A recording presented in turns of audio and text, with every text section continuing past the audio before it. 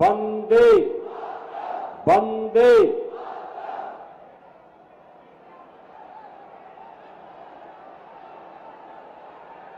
Farrukhabad Lok Sabha seat से Bharatiya Janata party के लोकप्रिय प्रत्याशी सांसद श्री मुकेश राजपूत जी, एटा के जिलाध्यक्ष श्री संदीप जैन जी, फर्रुखाबाद के जिलाध्यक्ष श्री रुपेश गुप्ता जी, लोकप्रिय विधायक श्री सत्यपाल सिंह राठौर जी, हमारे फर्रुखाबाद संसदीय क्षेत्र से जुड़े हुए सभी मान्य विधायकगण, डॉक्टर सुरभि गंगवार जी, श्री सुशील साक्य जी, श्री नागेंद्र सिंह राठौर जी, जिला पंचायत अध्यक्ष फर्रुखाबाद श्रीमती मोनिका यादव जी, चेयरमैन अलीगंज श्री सुजीत गुप्ता जी, विधानसभा के प्रभारी सुबोध यादव जी, लोकसभा के प्रभारी अजय धाकरे जी, जिला प्रभारी शिव महेश दुबे जी, लोकसभा संयोजक दिनेश कटियार जी, सह संयोजक डॉक्टर सर्वेश कठेरिया जी, भारतीय जनता पार्टी के सभी पदाधिकारीगण, भारी संख्या में आज अपना आशीर्वाद प्रदान करने के लिए उपस्थित फर्रुखाबाद लोकसभा क्षेत्र से जुड़े हुए समेत मेरे उपस्थित बहनों और भाइयों, मैं सबसे पहले इस पावन धरा को, जिसे मां गंगा,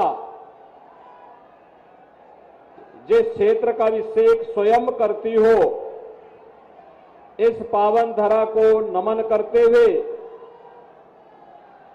इतनी भारी धूप के साथ ही कल ही एटा में लोकसभा का चुनाव एटा संसदीय क्षेत्र का हुआ है। साधन वाहन नहीं थे और सबके बावजूद आप सबकी उपस्थिति हम सबको आनंदित करती है, अभिभूत करती है। मैं इसके लिए आपका हृदय से अभिनंदन करता हूं, स्वागत करता हूं। बहनों और भाइयों, मुझे देर इसीलिए हुई, मैं सोच रहा था कि एटा में तो कल लोकसभा का चुनाव हुआ है और अगल बगल चुनाव था, तो स्वाभाविक रूप से आपकी भी व्यस्तता रही होगी, साधन लगे होंगे, वाहन चुनाव में लगे होंगे, तो हमारी चुनावी सभा में कौन और कैसे आएगा। लेकिन मुझे अभी यहां पर बताया गया है, श्री सत्यपाल सिंह राठौर जी के द्वारा बताया गया कि लोग अपने साधन से, अपने वाहन से, किसी प्रकार से ट्रॉली ट्रैक्टर से बैठ करके और लंबी दूरी तय करके यहां पर आए हैं। ये लोकतंत्र के प्रति आप सबकी आस्था को तो व्यक्त करता ही है, लेकिन साथ साथ देश के अंदर जो चल रहा है ना वर्तमान में, पूरा चुनाव आज राम भक्तों के बीच में और राम द्रोहियों के बीच में बढ़ करके रह गया है। एक तरफ राम भक्त है जो कहते हैं हम भारत की सुरक्षा के लिए, भारत के सम्मान के लिए, गांव, गरीब, किसान, नौजवान, महिलाओं के उत्थान के लिए, गरीब कल्याण के लिए कार्य करेंगे, और दूसरी तरफ रामद्रोही है, कहते हैं हमारी राम में आस्था नहीं, राम मंदिर बेकार बन गया, यही बोल रहे हैं। और जब इनको सत्ता में आने का अवसर प्राप्त होता है तो बहनों और भाइयों, ये हर जगह डकैती डालने में बड़े माहिर होते हैं। और इसीलिए इसीलिए ये रामद्रोही बातों से नहीं मानते हैं और इसीलिए हमने इसके लिए एक नया आविष्कार किया है और वह आविष्कार आपके सामने खड़ा है।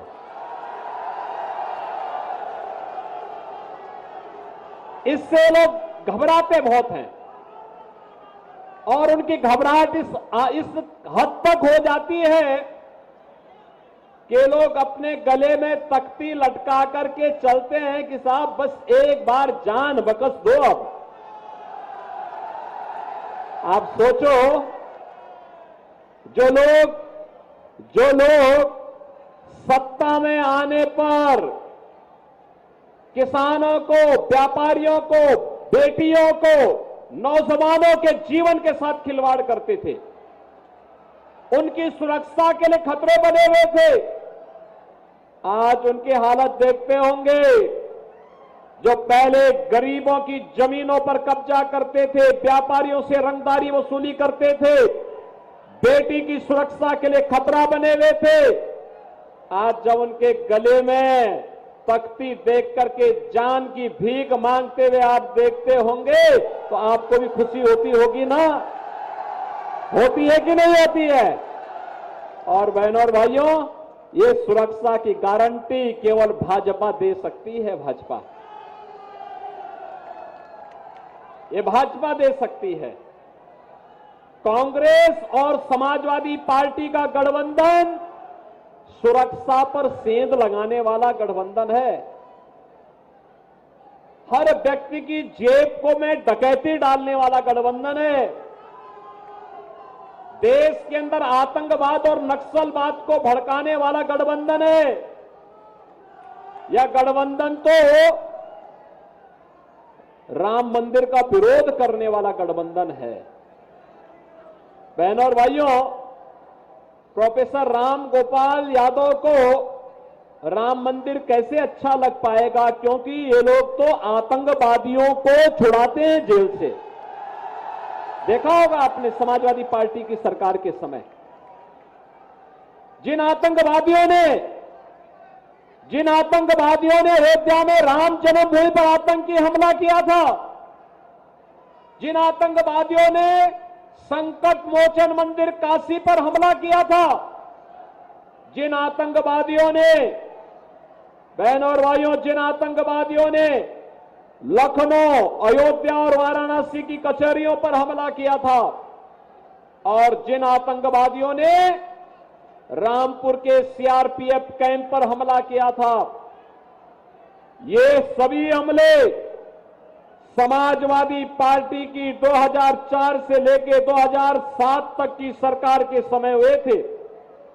और बहनों और भाइयों, जब यही सरकार फिर से 12 में आती है तो तत्कालीन मुख्यमंत्री ने सबसे पहले अगर कोई आदेश किया तो आदेश किया था आतंकवादियों के मुकदमों को वापस लेने का। उनको प्रदेश की सुरक्षा की चिंता नहीं थी, देश के सम्मान की चिंता नहीं थी, नौजवानों के भविष्य की चिंता नहीं थी, बेटी और व्यापारी की चिंता नहीं थी, उनको तो आतंकवादियों की चिंता थी, आतंकवादियों को। बहनों और भाइयों, ये देश की सुरक्षा पर सेंध लगाने वाले लोगों को क्या देश के अंदर शासन करने का अधिकार होना चाहिए? क्या इन्हें सत्ता में आने का अधिकार होना चाहिए? क्या भारत के अंदर जो राम का विरोध करे, राम मंदिर का विरोध करे, बहनों और भाइयों, उन्हें वोट देने का तो पाप लगेगा ही लगेगा, लेकिन कोई व्यक्ति उन्हें वोट देता भी है तो बहनों और भाइयों, वह अपना इस लोक को तो खराब कर ही रहा है, परलोक को भी खराब कर देगा। और इसीलिए कल जब चुनाव के 3 ये जो सैफई परिवार चुनाव लड़ रहा है ना, 3 सीटों के परिणाम तो कल ही आ गए हैं। तीनों में वे हारेंगे और 13 को कन्नौज का नंबर भी आने वाला है और फिर उसके बाद 25 को आजमगढ़ का नंबर भी आ जाएगा। ये सब कमल का फूल सब जगह खिलने वाला है, सब जगह कमल ही कमल खिलेगा, क्योंकि अब तो लोगों को विकास और सुरक्षा पर विश्वास हुआ है। बहनों और भाइयों, अब तो मैं इस बात को मान सकता हूं ना कि एटा में किसी गरीब की जमीन पर अब तो कब्जा नहीं होता होगा। गरीबों की जमीनों पर और ग्राम पंचायत की जमीन पर अब कोई ईंट का भट्टा नहीं खोल सकता है ना। अब तो विश्वास हो गया है ना। और इसीलिए आया हूं बहनों भाइयों आपसे कहने के लिए, ये जो परिवर्तन हुआ है ये यूपी में, ये समाजवादी पार्टी की सरकार थी। बहनों और भाइयों, आपने देखा होगा कर्फ्यू लगता था, दंगे होते थे। आज दंगा नहीं है यूपी में, कर्फ्यू भी समाप्त हो गया है। अब तो आपने देखा होगा जो समाजवादी पार्टी और कांग्रेस के लोग पहले कावड़ यात्रा को रोकते थे, हमने कावड़ यात्रा को धूम धड़ाके के साथ चलाने की अनुमति दे दी है। और यह भी कहा है कि कावड़ यात्रा चलेगी ही नहीं, बल्कि उस पर पुष्प वर्षा भी हेलीकॉप्टर से होना चाहिए। बहनों और भाइयों, आज मैं इसीलिए जब आपके यहां आया तो मैं उसी हेलीकॉप्टर को लेकर आया जो आप पे पुष्प वर्षा करता है कावड़ यात्रा में। और मैं आपसे ये कहने के लिए आया हूं, आज विरासत भी है और विकास भी है। अयोध्या में राम मंदिर का निर्माण हो, सोरो धाम का पुनरुद्धार हो, संकिसा के बारे में किया जाने वाला विकास का कार्य हो, या काशी विश्वनाथ धाम का निर्माण, या मां विंध्यवासिनी धाम, या सुख तीर्थ, या नैमिष तीर्थ के विकास का कार्य, ये विकास के कार्य विरासत को सम्मान देने का कार्य है। क्योंकि मोदी जी ने कहा है गुलामी के अंशों को समाप्त करेंगे और विरासत का सम्मान करेंगे। ये विरासत यही है कि हम अपने धामों को, अपने तीर्थों को, अपने आराध्य देवों के पवित्र स्थलों को, अपने महापुरुषों से जुड़े हुए स्थलों का पुनरुद्धार करेंगे, उनका सुंदरीकरण करेंगे। और विकास वही है जो हाईवे के रूप में, रेलवे के रूप में, मेट्रो के रूप में, one district one medical college के रूप में, IIT, IIM, AIIMS, NIT, triple IT, या वर्ल्ड क्लास यूनिवर्सिटी के रूप में, हर घर नल की योजना के रूप में जो आपको प्राप्त हो रहा है, ये विकास है। विकास के बारे में अभी मुकेश राजपूत भी बोल रहे थे और सत्यपाल सिंह राठौर भी कह रहे थे कि हमें 4 लेन से जुड़ना है। हमने कहा आपका काम हो गया, चिंता मत करिए, सब काम तो धड़ल्ले से होते हैं, इसकी चिंता नहीं करनी है। चिंता जनता जनार्दन की चिंता जनप्रतिनिधि करे, और सुरक्षा और विकास की चिंता हम लोग लखनऊ और दिल्ली में बैठ करके कर लेंगे।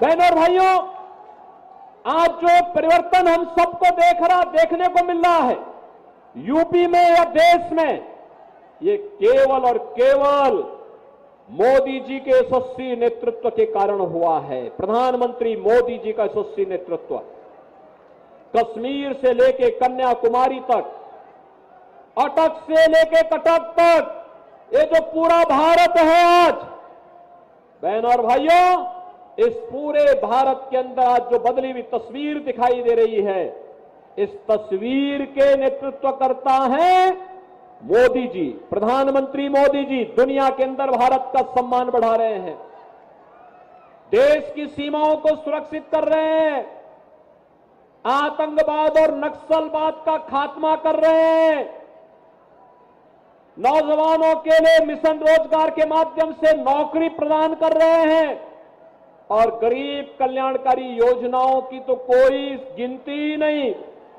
आप सोचो, अरे शर्म आनी चाहिए, राम का विरोध करने वालों को इनको पूछना चाहिए। भगवान राम का समय, राम राज्य का समय है, और यहां पर समाजवादी पार्टी के प्रत्याशी वोट जिहाद की बात करते हैं।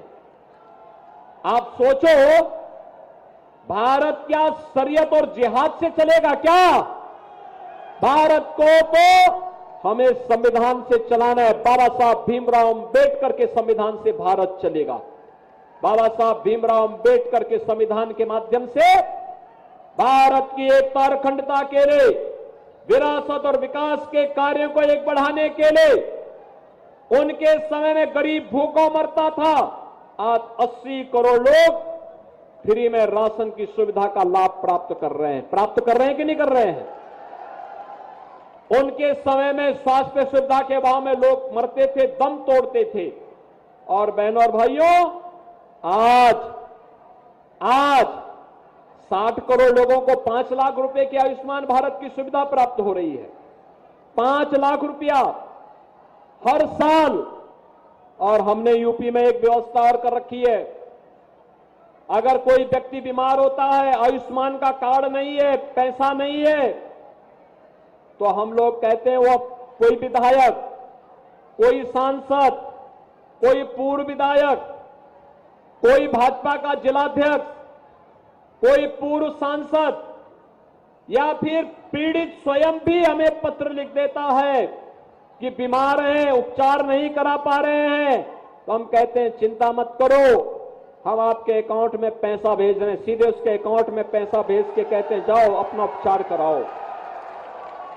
बहनों और भाइयों, किसी अपने प्रदेश के नागरिक के साथ उसके सुख दुख में सहभागी बनना, ये तो हमारे जीवन का ध्येय है और ये हम मानते हैं कि हमारा सौभाग्य है कि हमें उसकी सेवा करने का अवसर प्राप्त हुआ है, क्योंकि उसका एक ऋण है हम पर कि उसने इस सरकार को बनाने में अपना आशीर्वाद दिया है, तो वह ऋण चुकता करने का काम उसके अकाउंट में पैसा भेज करके हम करते हैं कि नहीं आप अपना उपचार कराइए, चिंता सरकार करेगी।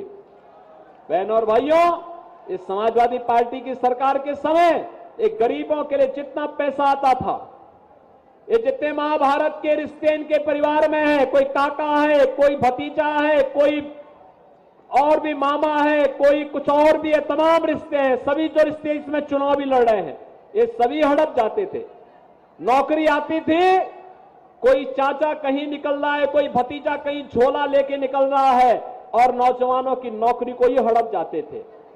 और तो बहनों और भाइयों, जनता जनार्दन ने 2014 में मोदी जी को चुना और 2017 में मोदी जी के आह्वान पर उत्तर प्रदेश के अंदर भारतीय जनता पार्टी की सरकार लेकर के आए और आज हम लोगों ने संकल्प लिया कि नौजवान की नौकरी पे सेंध लगाने वाला जेल जाएगा और उसकी संपत्ति को हम लोग वापस लेकर के उसको गरीबों में बांटने का काम करेंगे। इस समाजवादी पार्टी की पीड़ा क्या है? बहनों और भाइयों, इसकी पीड़ा, सबसे ज्यादा पीड़ा इनकी तो ये है कि जो इनके गले के हार थे, उन माफियाओं के खिलाफ कार्रवाई क्यों हो रही है? क्योंकि ये लोग व्यापारियों को प्रताड़ित करते थे, ये लोग नौजवानों के भविष्य के साथ खिलवाड़ करते थे, ये लोग किसानों की रकम को हड़प जाते थे, ये बेटी की सुरक्षा पे सेंध लगाते थे। और आज आपने देखा होगा समाजवादी पार्टी की सरकार के समय इलाहाबाद के विधायक राजू पाल की किस निर्ममता के साथ हत्या हुई थी और हत्यारों को इस सपा की सरकार बचाने का कार्य कर रही थी। कैसे सरदेव कल्याण सिंह जी की मृत्यु हुई, समाजवादी पार्टी ने एक भी शब्द संवेदना के व्यक्त नहीं किए। और बहनों और भाइयों, एक तरफ राम भक्त पूर्व मुख्यमंत्री कल्याण सिंह की मृत्यु पर समाजवादी पार्टी संवेदना व्यक्त नहीं करती है, वहीं अभी आपने देखा होगा एक माफिया मरा था, उस माफिया के घर में घड़ियाली आंसू बहाने के लिए समाजवादी पार्टी के नेता गए हुए थे। ये माफिया समर्थक है, ये माफियाओं की पैरवी करते हैं, वे माफिया जो गरीबों का खून चूसते हैं, उन माफियाओं को ये लोग पैरवी करते हैं, तो इनसे सुरक्षा की उम्मीद करते हैं आप। इसलिए बहनों और भाइयों, मैं आप सबसे अपील करने के लिए आया हूं, ये गरीब कल्याण हो या विकास, सुरक्षा हो या सम्मान, विरासत हो या विकास, ये केवल और केवल भाजपा कर सकती है। और इसलिए भारतीय जनता पार्टी आपके पास आई है। पूरे देश के अंदर मोदी जी के नेतृत्व में एक ही लहर है और वह है कि फिर एक बार मोदी सरकार का। बहनों और भाइयों, मोदी सरकार के लिए आप सबको मुकेश राजपूत बनना पड़ेगा 13 मई तक। सहमत है? बनेंगे? सबको बनना पड़ेगा। मोदी जी का और योगी जी का प्रतिनिधि बनना पड़ेगा। घर घर जाना पड़ेगा और घर घर जाकर के लोगों को हमारी अपील सुनानी पड़ेगी कि देश के विकास का चुनाव है। ये चुनाव केवल चुनाव नहीं है बहनों और भाइयों, ये केवल सत्ता प्राप्त करने के लिए नहीं है। भारत को विकसित भारत के रूप में स्थापित करने का, आत्मनिर्भर भारत के रूप में स्थापित करने का चुनाव है। आत्मनिर्भर और विकसित भारत का संकल्प केवल भाजपा का है। ये कांग्रेस और सपा के लोग तो उधर सोच भी नहीं सकते। इनके लिए सत्ता इसलिए चाहिए जिससे कांग्रेस के लोग या सपा का परिवार अपने परिवार के लोग धन धान्य से पूर्ण कर सकें, और भाजपा को सत्ता इसलिए चाहिए जिससे आपका वर्तमान भी सुधरे, आने वाली पीढ़ी का भविष्य भी उज्जवलमय हो, मंगलमय हो। इसलिए भारतीय जनता पार्टी आत्मनिर्भर और विकसित भारत की बात कर रही है और उस विकसित भारत के लिए आज हम सब आपके पास आए हैं। आप सभी सहमत हैं ना?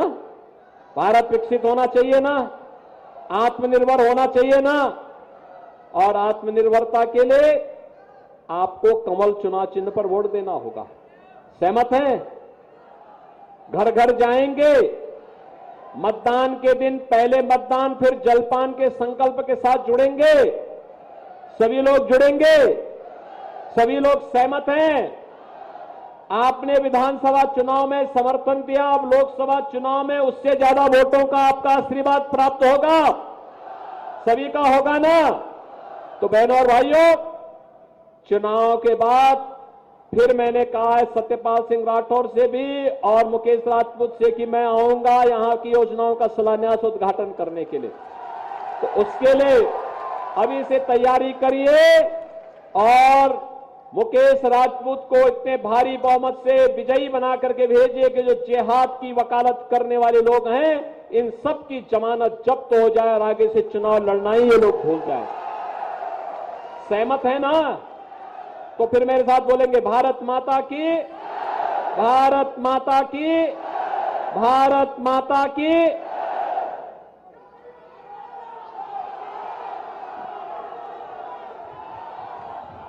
की भारत माता की, भारत माता की।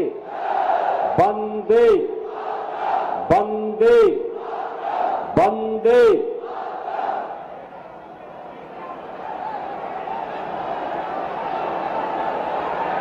फर्रुखाबाद लोकसभा सीट से भारतीय जनता पार्टी के लोकप्रिय प्रत्याशी सांसद श्री मुकेश राजपूत जी, एटा के जिलाध्यक्ष श्री संदीप जैन जी, फर्रुखाबाद के जिलाध्यक्ष श्री रुपेश गुप्ता जी, लोकप्रिय विधायक श्री सत्यपाल सिंह राठौर जी,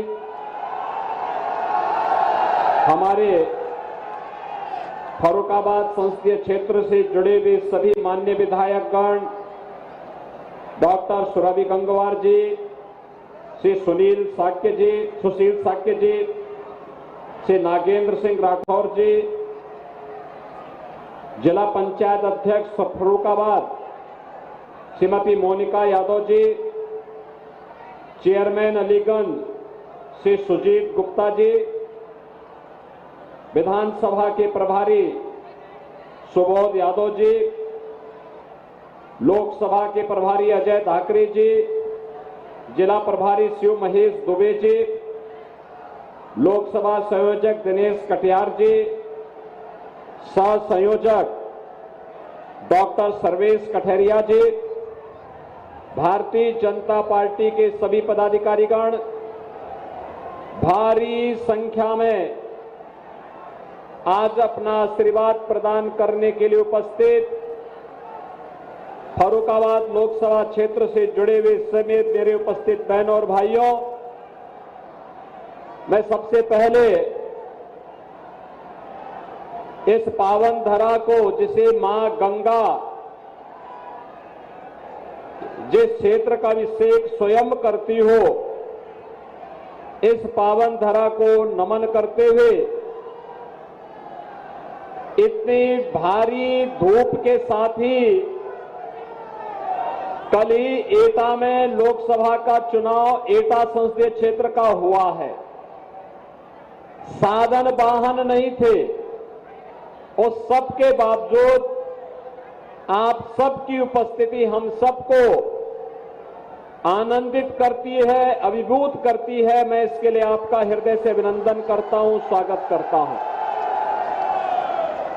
बहनों और भाइयों, मुझे देर इसीलिए हुई, मैं सोच रहा था कि एटा में तो कल लोकसभा का चुनाव हुआ है और अगल बगल चुनाव था, तो स्वाभाविक रूप से आपकी भी व्यस्तता रही होगी, साधन लगे होंगे, वाहन चुनाव में लगे होंगे, तो हमारी चुनावी सभा में कौन और कैसे आएगा।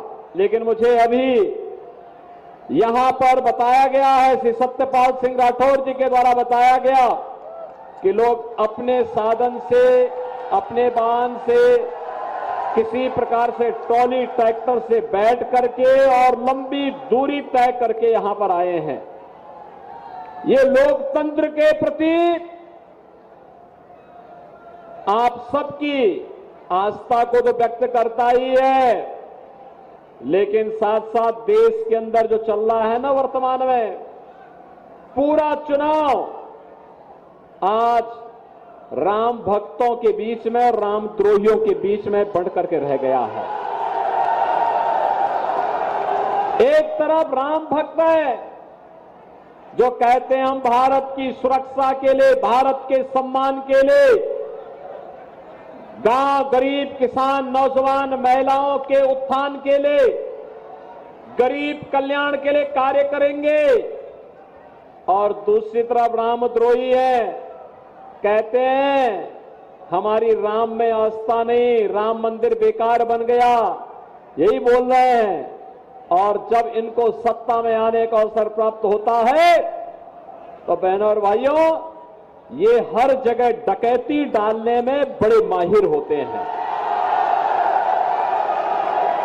और इसीलिए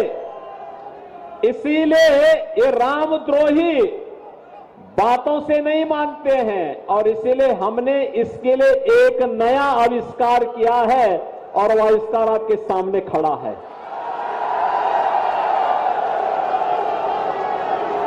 इससे लोग घबराते बहुत हैं, और उनकी घबराहट इस हद तक हो जाती है कि लोग अपने गले में तख्ती लटका करके चलते हैं कि साहब बस एक बार जान बकस दो। अब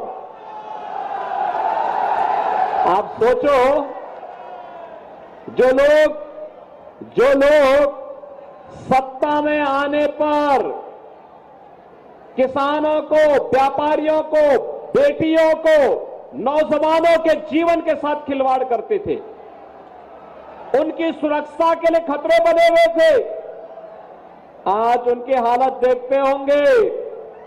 जो पहले गरीबों की जमीनों पर कब्जा करते थे, व्यापारियों से रंगदारी वसूली करते थे, बेटी की सुरक्षा के लिए खतरा बने हुए थे, आज जब उनके गले में तख्ती देख करके जान की भीख मांगते हुए आप देखते होंगे, तो आपको भी खुशी होती होगी ना? होती है कि नहीं होती है? और बहनों और भाइयों, ये सुरक्षा की गारंटी केवल भाजपा दे सकती है। भाजपा, ये भाजपा दे सकती है। कांग्रेस और समाजवादी पार्टी का गठबंधन सुरक्षा पर सेंध लगाने वाला गठबंधन है।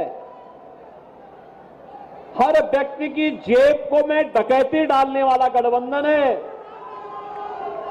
देश के अंदर आतंकवाद और नक्सलवाद को भड़काने वाला गठबंधन है। यह गठबंधन तो राम मंदिर का विरोध करने वाला गठबंधन है। बहनों और भाइयों, प्रोफेसर राम गोपाल यादव को राम मंदिर कैसे अच्छा लग पाएगा, क्योंकि ये लोग तो आतंकवादियों को छुड़ाते हैं जेल से। देखा होगा आपने समाजवादी पार्टी की सरकार के समय, जिन आतंकवादियों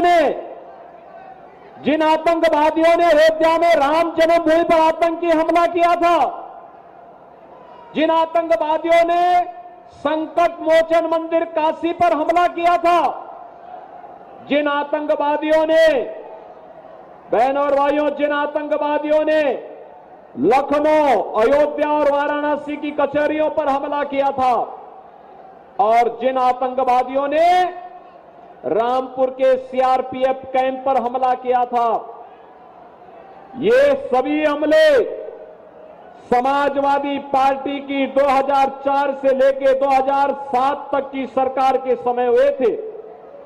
और बहनों और भाइयों, जब यही सरकार फिर से 12 में आती है, तो तत्कालीन मुख्यमंत्री ने सबसे पहले अगर कोई आदेश किया तो आदेश किया था आतंकवादियों के मुकदमों को वापस लेने का। उनको प्रदेश की सुरक्षा की चिंता नहीं थी, देश के सम्मान की चिंता नहीं थी, नौजवानों के भविष्य की चिंता नहीं थी, बेटी और व्यापारी की चिंता नहीं थी। उनको तो आतंकवादियों की चिंता थी, आतंकवादियों को। बहनों और भाइयों, ये देश की सुरक्षा पर सेंध लगाने वाले लोगों को क्या देश के अंदर शासन करने का अधिकार होना चाहिए? क्या इन्हें सत्ता में आने का अधिकार होना चाहिए? क्या भारत के अंदर जो राम का विरोध करे, राम मंदिर का विरोध करे, बहनों और भाइयों, उन्हें वोट देने का तो पाप लगेगा ही लगेगा, लेकिन कोई व्यक्ति उन्हें वोट देता भी है तो बहनों और भाइयों, वो अपना इस लोक को तो खराब कर ही रहा है, परलोक को भी खराब कर देगा। और इसीलिए कल जब चुनाव के 3 ये जो सैफई परिवार चुनाव लड़ रहा है ना, 3 सीटों के परिणाम तो कल ही आ गए हैं।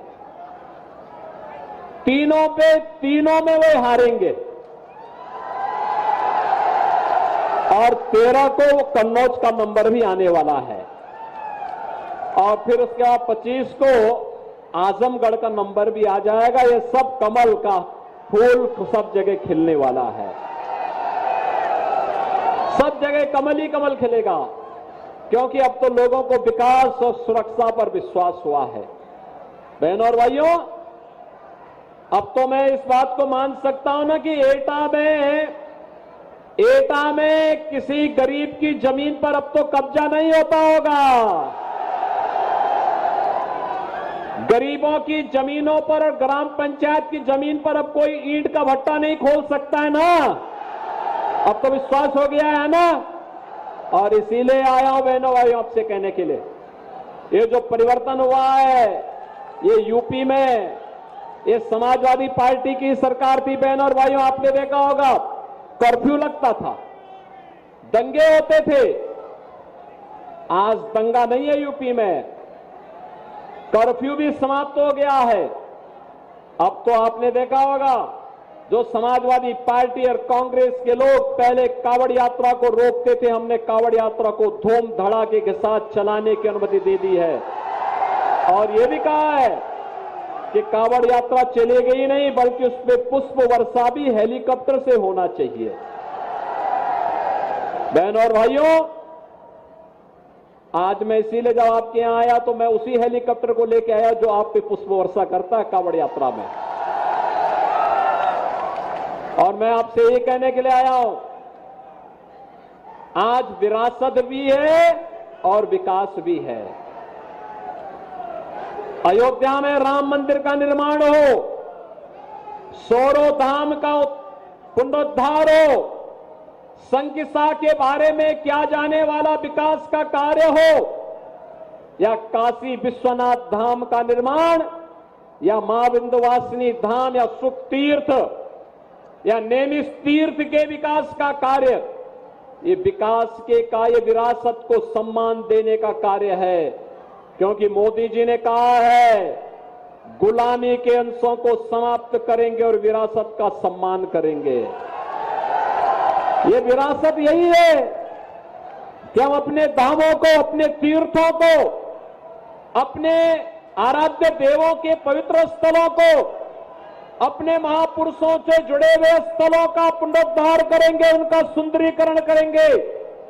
और विकास वही है जो हाईवे के रूप में, रेलवे के रूप में, मेट्रो के रूप में, one district one medical college के रूप में, IIT, IIM, AIIMS, NIT, triple IT, या वर्ल्ड क्लास यूनिवर्सिटी के रूप में, हर घर नल की योजना के रूप में जो आपको प्राप्त हो रहा है, ये विकास है। विकास के बारे में अभी मुकेश राजपूत भी बोल रहे थे और सत्यपाल सिंह राठौर भी कह रहे थे कि हमें 4 लेन से जुड़ना है। हमने कहा आपका काम हो गया, चिंता मत करिए, सब काम तो धड़ल्ले से होते हैं, इसकी चिंता नहीं करनी है। चिंता जनता जनार्दन की चिंता जनप्रतिनिधि करे, और सुरक्षा और विकास की चिंता हम लोग लखनऊ और दिल्ली में बैठ करके कर लेंगे। बहनों और भाइयों, आज जो परिवर्तन हम सबको देखने को मिल रहा है यूपी में या देश में, ये केवल और केवल मोदी जी के यशस्वी नेतृत्व के कारण हुआ है। प्रधानमंत्री मोदी जी का यशस्वी नेतृत्व, कश्मीर से लेके कन्याकुमारी तक, अटक से लेके कटक तक, ये जो पूरा भारत है आज, बहनों और भाइयों, इस पूरे भारत के अंदर आज जो बदली हुई तस्वीर दिखाई दे रही है, इस तस्वीर के नेतृत्व करता है मोदी जी, प्रधानमंत्री मोदी जी। दुनिया के अंदर भारत का सम्मान बढ़ा रहे हैं, देश की सीमाओं को सुरक्षित कर रहे हैं, आतंकवाद और नक्सलवाद का खात्मा कर रहे हैं, नौजवानों के लिए मिशन रोजगार के माध्यम से नौकरी प्रदान कर रहे हैं, और गरीब कल्याणकारी योजनाओं की तो कोई गिनती ही नहीं। आप सोचो, अरे शर्म आनी चाहिए राम का विरोध करने वालों को, इनको पूछना चाहिए, भगवान राम का समय, राम राज्य का समय है, और यहां पर समाजवादी पार्टी के प्रत्याशी वोट जिहाद की बात करते हैं। आप सोचो, भारत क्या शरीयत और जिहाद से चलेगा क्या? भारत को तो हमें संविधान से चलाना है। बाबा साहब भीमराव अंबेडकर के संविधान से भारत चलेगा। बाबा साहब भीमराव अंबेडकर के संविधान के माध्यम से भारत की एकता और अखंडता के लिए, विरासत और विकास के कार्यों को एक बढ़ाने के लिए, उनके समय में गरीब भूखों मरता था, आज 80 करोड़ लोग फ्री में राशन की सुविधा का लाभ प्राप्त कर रहे हैं कि नहीं कर रहे हैं? उनके समय में स्वास्थ्य सुविधा के अभाव में लोग मरते थे, दम तोड़ते थे। और बहनों और भाइयों, आज 60 करोड़ लोगों को 5 लाख रुपए की आयुष्मान भारत की सुविधा प्राप्त हो रही है। 5 लाख रुपया हर साल। और हमने यूपी में एक व्यवस्था और कर रखी है, अगर कोई व्यक्ति बीमार होता है, आयुष्मान का कार्ड नहीं है, पैसा नहीं है, तो हम लोग कहते हैं वो कोई विधायक, कोई सांसद, कोई पूर्व विधायक, कोई भाजपा का जिलाध्यक्ष, कोई पूर्व सांसद, या फिर पीड़ित स्वयं भी हमें पत्र लिख देता है कि बीमार हैं, उपचार नहीं करा पा रहे हैं, तो हम कहते हैं चिंता मत करो, हम आपके अकाउंट में पैसा भेज रहे हैं। सीधे उसके अकाउंट में पैसा भेज के कहते हैं जाओ अपना उपचार कराओ।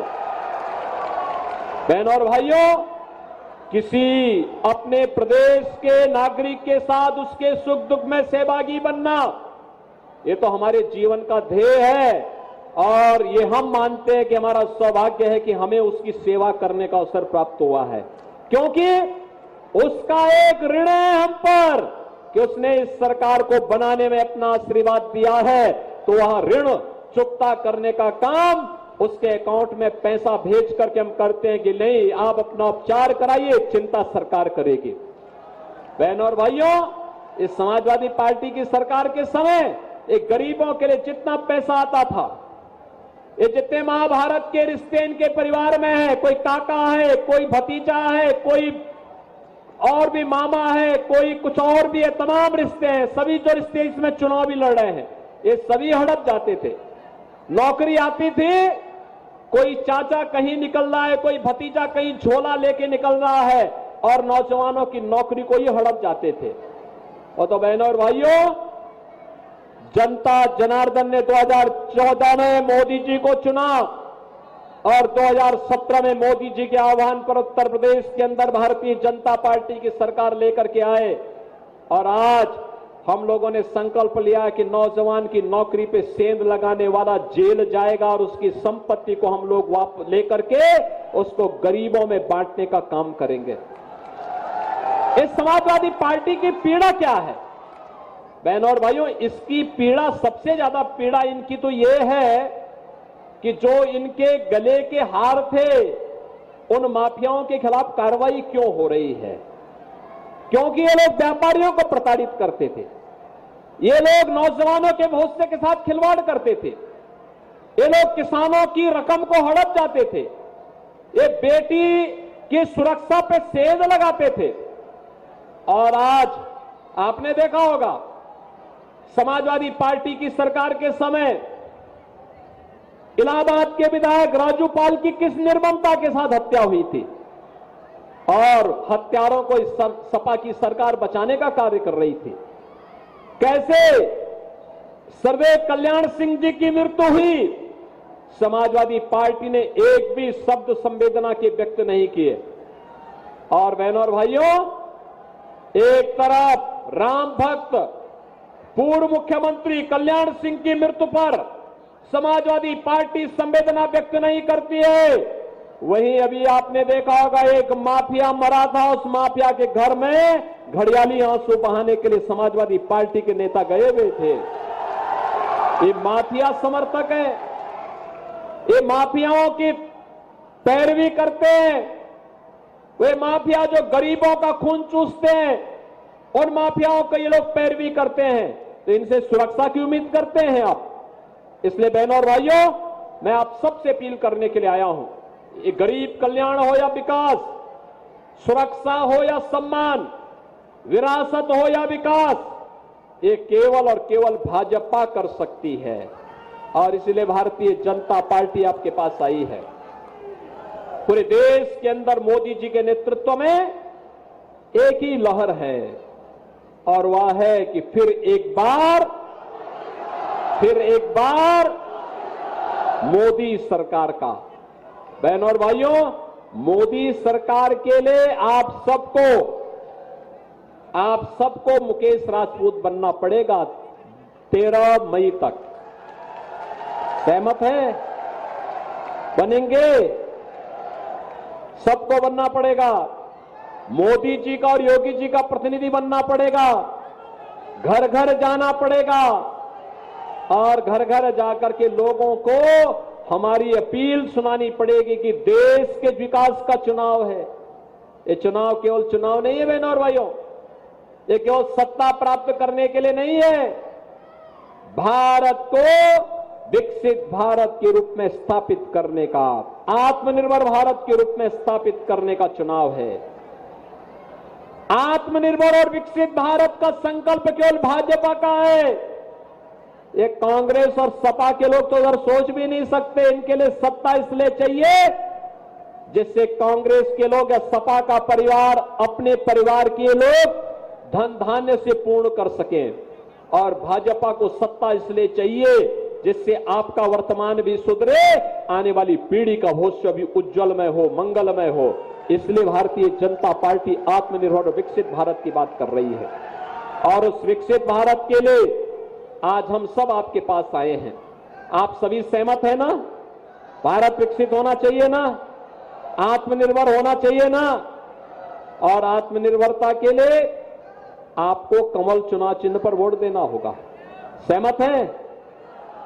घर घर जाएंगे, मतदान के दिन पहले मतदान फिर जलपान के संकल्प के साथ जुड़ेंगे। सभी लोग जुड़ेंगे? सभी लोग सहमत हैं? आपने विधानसभा चुनाव में समर्थन दिया, अब लोकसभा चुनाव में उससे ज्यादा वोटों का आपका आशीर्वाद प्राप्त होगा। सभी का होगा ना? तो बहनों और भाइयों, चुनाव के बाद फिर मैंने कहा है सत्यपाल सिंह राठौर से भी और मुकेश राजपूत से कि मैं आऊंगा यहां की योजनाओं का शिलान्यास उद्घाटन करने के लिए। तो उसके लिए अभी से तैयारी करिए और मुकेश राजपूत को इतने भारी बहुमत से विजयी बना करके भेजिए कि जो जिहाद की वकालत करने वाले लोग हैं इन सब की जमानत जब्त हो जाए और आगे से चुनाव लड़ना ही ये लोग भूल जाए। सहमत है ना? तो फिर मेरे साथ बोलेंगे भारत माता की, भारत माता की, भारत माता की, माता की, भारत माता की, भारत माता की, वंदे वंदे वंदे।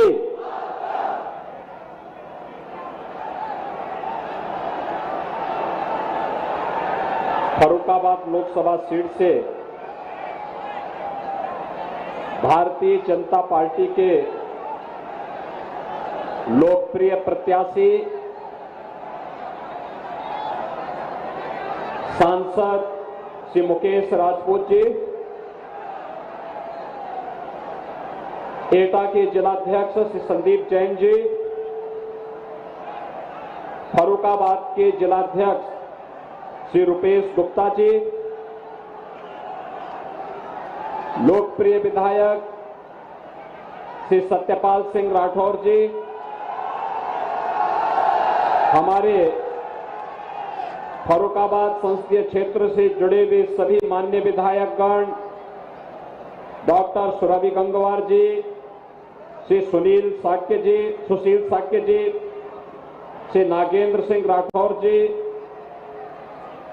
जिला पंचायत अध्यक्ष फर्रुखाबाद श्रीमती मोनिका यादव जी, चेयरमैन अलीगंज श्री सुजीत गुप्ता जी, विधानसभा के प्रभारी सुबोध यादव जी, लोकसभा के प्रभारी अजय धाकरे जी, जिला प्रभारी शिव महेश दुबे जी, लोकसभा संयोजक दिनेश कटियार जी, सह संयोजक डॉक्टर सर्वेश कठेरिया जी, भारतीय जनता पार्टी के सभी पदाधिकारीगण, भारी संख्या में आज अपना आशीर्वाद प्रदान करने के लिए उपस्थित फर्रुखाबाद लोकसभा क्षेत्र से जुड़े हुए समेत मेरे उपस्थित बहनों और भाइयों, मैं सबसे पहले इस पावन धरा को जिसे मां गंगा जिस क्षेत्र का अभिषेक स्वयं करती हो, इस पावन धरा को नमन करते हुए इतनी भारी धूप के साथ ही कल ही एटा में लोकसभा का चुनाव एटा संसदीय क्षेत्र का हुआ है। साधन वाहन नहीं थे, उस सब के बावजूद आप सबकी उपस्थिति हम सबको आनंदित करती है, अभिभूत करती है। मैं इसके लिए आपका हृदय से अभिनंदन करता हूं, स्वागत करता हूं। बहनों और भाइयों, मुझे देर इसीलिए हुई, मैं सोच रहा था कि एटा में तो कल लोकसभा का चुनाव हुआ है और अगल बगल चुनाव था, तो स्वाभाविक रूप से आपकी भी व्यस्तता रही होगी, साधन लगे होंगे, वाहन चुनाव में लगे होंगे तो हमारी चुनावी सभा में कौन और कैसे आएगा। लेकिन मुझे अभी यहां पर बताया गया है, श्री सत्यपाल सिंह राठौर जी के द्वारा बताया गया कि लोग अपने साधन से, अपने वाहन से, किसी प्रकार से ट्रॉली ट्रैक्टर से बैठ करके और लंबी दूरी तय करके यहां पर आए हैं। ये लोकतंत्र के प्रति आप सबकी आस्था को तो व्यक्त करता ही है, लेकिन साथ साथ देश के अंदर जो चल रहा है ना वर्तमान में, पूरा चुनाव आज राम भक्तों के बीच में और राम द्रोहियों के बीच में बढ़ करके रह गया है। एक तरफ राम भक्त है जो कहते हैं हम भारत की सुरक्षा के लिए, भारत के सम्मान के लिए गांव, गरीब, किसान, नौजवान, महिलाओं के उत्थान के लिए, गरीब कल्याण के लिए कार्य करेंगे, और दूसरी तरफ रामद्रोही है, कहते हैं हमारी राम में आस्था नहीं, राम मंदिर बेकार बन गया, यही बोल रहे हैं। और जब इनको सत्ता में आने का अवसर प्राप्त होता है तो बहनों और भाइयों, ये हर जगह डकैती डालने में बड़े माहिर होते हैं। और इसीलिए ये रामद्रोही बातों से नहीं मानते हैं, और इसीलिए हमने इसके लिए एक नया आविष्कार किया है, और वह आविष्कार आपके सामने खड़ा है।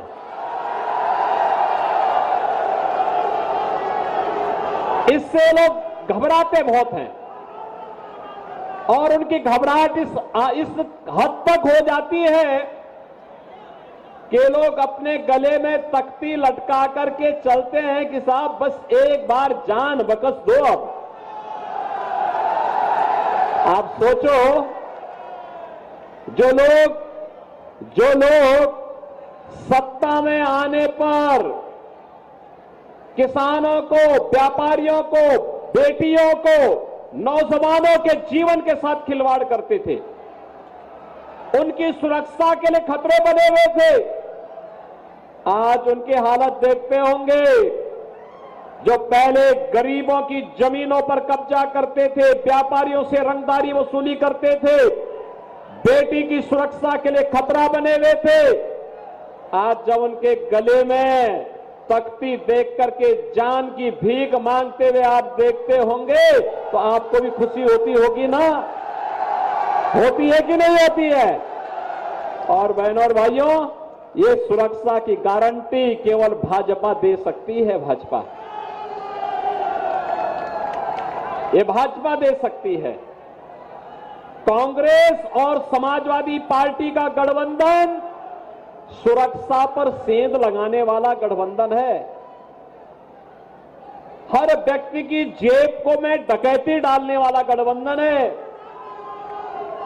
देश के अंदर आतंकवाद और नक्सलवाद को भड़काने वाला गठबंधन है। यह गठबंधन तो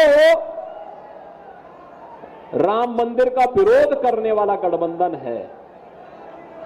बहनों और भाइयों, प्रोफेसर राम गोपाल यादव को राम मंदिर कैसे अच्छा लग पाएगा, क्योंकि ये लोग तो आतंकवादियों को छुड़ाते हैं जेल से।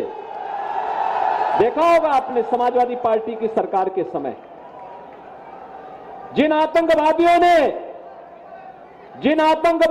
अयोध्या में राम जन्मभूमि पर आतंकी हमला किया था, जिन आतंकवादियों ने संकट मोचन मंदिर काशी पर हमला किया था, जिन आतंकवादियों ने, बहनों और भाइयों, जिन आतंकवादियों ने लखनऊ, अयोध्या और वाराणसी की कचहरियों पर हमला किया था, और जिन आतंकवादियों ने रामपुर के सीआरपीएफ कैंप पर हमला किया था, ये सभी हमले समाजवादी पार्टी की 2004 से लेकर 2007 तक की सरकार के समय हुए थे।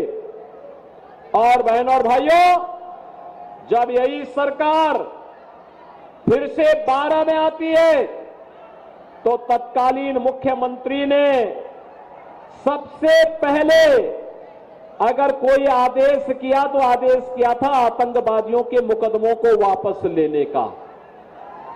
उनको प्रदेश की सुरक्षा की चिंता नहीं थी, देश के सम्मान की चिंता नहीं थी, नौजवानों के भविष्य की चिंता नहीं थी, बेटी और व्यापारी की चिंता नहीं थी। उनको तो आतंकवादियों की चिंता थी, आतंकवादियों को। बहनों और भाइयों, ये देश की सुरक्षा पर सेंध लगाने वाले लोगों को क्या देश के अंदर शासन करने का अधिकार होना चाहिए?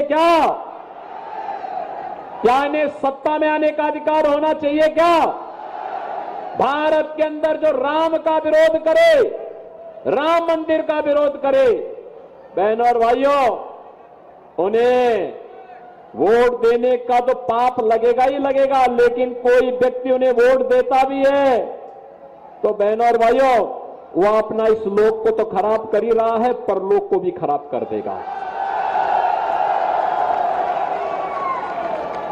और इसीलिए कल जब चुनाव के 3 ये जो सैफई परिवार चुनाव लड़ रहा है ना, 3 सीटों के परिणाम तो कल ही आ गए हैं।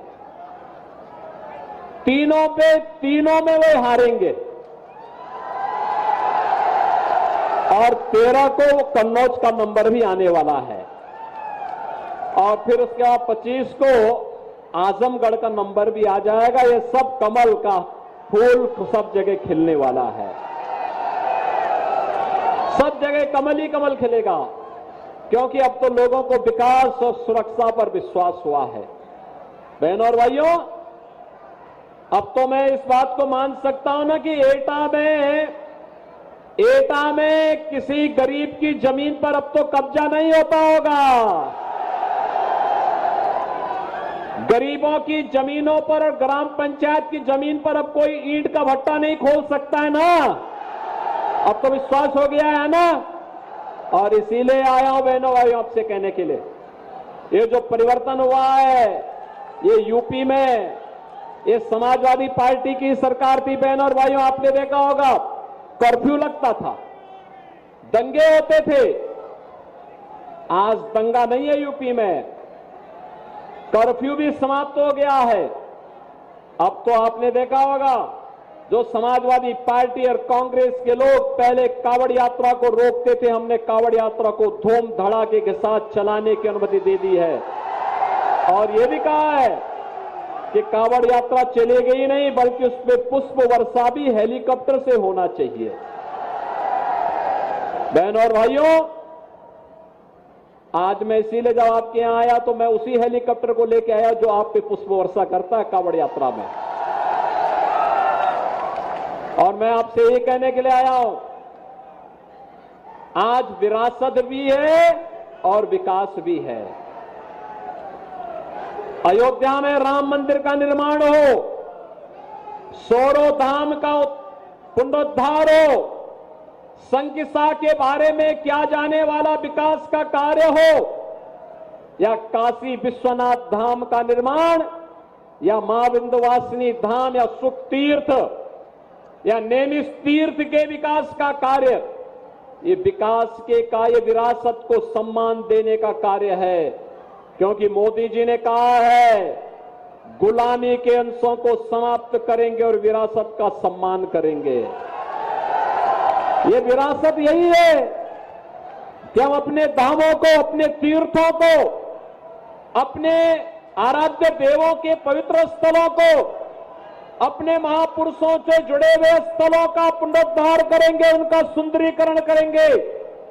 और विकास वही है जो हाईवे के रूप में, रेलवे के रूप में, मेट्रो के रूप में, 1 डिस्ट्रिक्ट 1 मेडिकल कॉलेज के रूप में, IIT, IIM, AIIMS, NIT, triple IT, या वर्ल्ड क्लास यूनिवर्सिटी के रूप में, हर घर नल की योजना के रूप में जो आपको प्राप्त हो रहा है, ये विकास है। विकास के बारे में अभी मुकेश राजपूत भी बोल रहे थे और सत्यपाल सिंह राठौर भी कह रहे थे कि हमें 4 लेन से जुड़ना है। हमने कहा आपका काम हो गया, चिंता मत करिए, सब काम तो धड़ल्ले से होते हैं, इसकी चिंता नहीं करनी है। चिंता जनता जनार्दन की चिंता जनप्रतिनिधि करे और सुरक्षा और विकास की चिंता हम लोग लखनऊ और दिल्ली में बैठ करके कर लेंगे। बहनों और भाइयों, आज जो परिवर्तन हम सबको देखने को मिल रहा है यूपी में या देश में, ये केवल और केवल मोदी जी के यशस्वी नेतृत्व के कारण हुआ है। प्रधानमंत्री मोदी जी का यशस्वी नेतृत्व कश्मीर से लेके कन्याकुमारी तक, अटक से लेके कटक तक, ये जो पूरा भारत है आज, बहनों और भाइयों, इस पूरे भारत के अंदर आज जो बदली हुई तस्वीर दिखाई दे रही है, इस तस्वीर के नेतृत्व करता है मोदी जी। प्रधानमंत्री मोदी जी दुनिया के अंदर भारत का सम्मान बढ़ा रहे हैं, देश की सीमाओं को सुरक्षित कर रहे हैं, आतंकवाद और नक्सलवाद का खात्मा कर रहे हैं, नौजवानों के लिए मिशन रोजगार के माध्यम से नौकरी प्रदान कर रहे हैं और गरीब कल्याणकारी योजनाओं की तो कोई गिनती ही नहीं।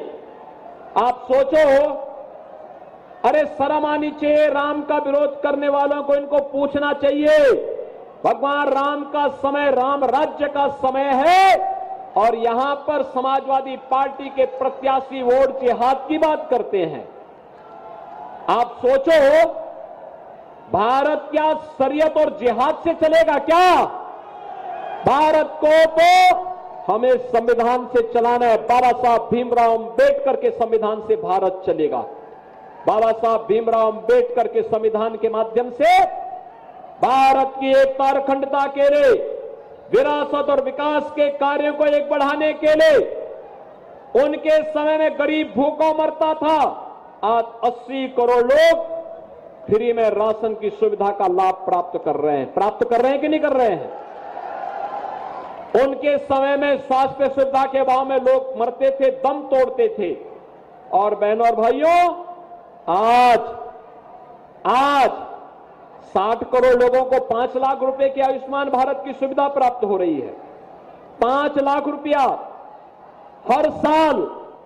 और हमने यूपी में एक व्यवस्था और कर रखी है, अगर कोई व्यक्ति बीमार होता है, आयुष्मान का कार्ड नहीं है, पैसा नहीं है, तो हम लोग कहते हैं वो कोई विधायक, कोई सांसद, कोई पूर्व विधायक, कोई भाजपा का जिलाध्यक्ष, कोई पूर्व सांसद या फिर पीड़ित स्वयं भी हमें पत्र लिख देता है कि बीमार हैं, उपचार नहीं करा पा रहे हैं, तो हम कहते हैं चिंता मत करो, हम आपके अकाउंट में पैसा भेज रहे हैं। सीधे उसके अकाउंट में पैसा भेज के कहते हैं जाओ अपना उपचार कराओ। बहनों और भाइयों, किसी अपने प्रदेश के नागरिक के साथ उसके सुख दुख में सहभागी बनना, ये तो हमारे जीवन का ध्येय है और ये हम मानते हैं कि हमारा सौभाग्य है कि हमें उसकी सेवा करने का अवसर प्राप्त हुआ है, क्योंकि उसका एक ऋण है हम पर कि उसने इस सरकार को बनाने में अपना आशीर्वाद दिया है, तो वह ऋण चुकता करने का काम उसके अकाउंट में पैसा भेज करके हम करते हैं कि नहीं आप अपना उपचार कराइए, चिंता सरकार करेगी। बहनों और भाइयों, इस समाजवादी पार्टी की सरकार के समय एक गरीबों के लिए जितना पैसा आता था, ये जितने महाभारत के रिश्ते इनके परिवार में है, कोई काका है, कोई भतीजा है, कोई और भी मामा है, कोई कुछ और भी है, तमाम रिश्ते हैं, सभी जो रिश्ते इसमें चुनाव भी लड़ रहे हैं, ये सभी हड़प जाते थे। नौकरी आती थी, कोई चाचा कहीं निकल रहा है, कोई भतीजा कहीं झोला लेके निकल रहा है और नौजवानों की नौकरी को ही हड़प जाते थे। और तो बहनों और भाइयों, जनता जनार्दन ने 2014 में मोदी जी को चुना और 2017 में मोदी जी के आह्वान पर उत्तर प्रदेश के अंदर भारतीय जनता पार्टी की सरकार लेकर के आए और आज हम लोगों ने संकल्प लिया कि नौजवान की नौकरी पे सेंध लगाने वाला जेल जाएगा और उसकी संपत्ति को हम लोग वापस लेकर के उसको गरीबों में बांटने का काम करेंगे। इस समाजवादी पार्टी की पीड़ा क्या है? बहनों और भाइयों, इसकी पीड़ा, सबसे ज्यादा पीड़ा इनकी तो ये है कि जो इनके गले के हार थे, उन माफियाओं के खिलाफ कार्रवाई क्यों हो रही है? क्योंकि ये लोग व्यापारियों को प्रताड़ित करते थे, ये लोग नौजवानों के भविष्य के साथ खिलवाड़ करते थे, ये लोग किसानों की रकम को हड़प जाते थे, ये बेटी की सुरक्षा पे सेंध लगाते थे। और आज आपने देखा होगा समाजवादी पार्टी की सरकार के समय इलाहाबाद के विधायक राजू पाल की किस निर्ममता के साथ हत्या हुई थी, और हत्यारों को इस सपा की सरकार बचाने का कार्य कर रही थी। कैसे सर्वदेव कल्याण सिंह जी की मृत्यु हुई, समाजवादी पार्टी ने एक भी शब्द संवेदना के व्यक्त नहीं किए। और बहनों और भाइयों, एक तरफ राम भक्त पूर्व मुख्यमंत्री कल्याण सिंह की मृत्यु पर समाजवादी पार्टी संवेदना व्यक्त नहीं करती है, वहीं अभी आपने देखा होगा एक माफिया मरा था, उस माफिया के घर में घड़ियाली आंसू बहाने के लिए समाजवादी पार्टी के नेता गए हुए थे। ये माफिया समर्थक है, ये माफियाओं की पैरवी करते हैं, वे माफिया जो गरीबों का खून चूसते हैं, उन माफियाओं को ये लोग पैरवी करते हैं, तो इनसे सुरक्षा की उम्मीद करते हैं आप। इसलिए बहनों और भाइयों, मैं आप सबसे अपील करने के लिए आया हूं, ये गरीब कल्याण हो या विकास, सुरक्षा हो या सम्मान, विरासत हो या विकास, ये केवल और केवल भाजपा कर सकती है। और इसलिए भारतीय जनता पार्टी आपके पास आई है। पूरे देश के अंदर मोदी जी के नेतृत्व में एक ही लहर है, और वह है कि फिर एक बार मोदी सरकार का। बहनों और भाइयों, मोदी सरकार के लिए आप सबको मुकेश राजपूत बनना पड़ेगा 13 मई तक। सहमत है? बनेंगे? सबको बनना पड़ेगा।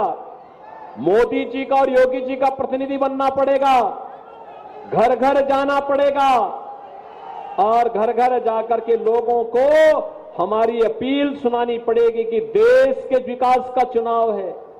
ये चुनाव केवल चुनाव नहीं है बहनों और भाइयों, ये केवल सत्ता प्राप्त करने के लिए नहीं है, भारत को विकसित भारत के रूप में स्थापित करने का, आत्मनिर्भर भारत के रूप में स्थापित करने का चुनाव है।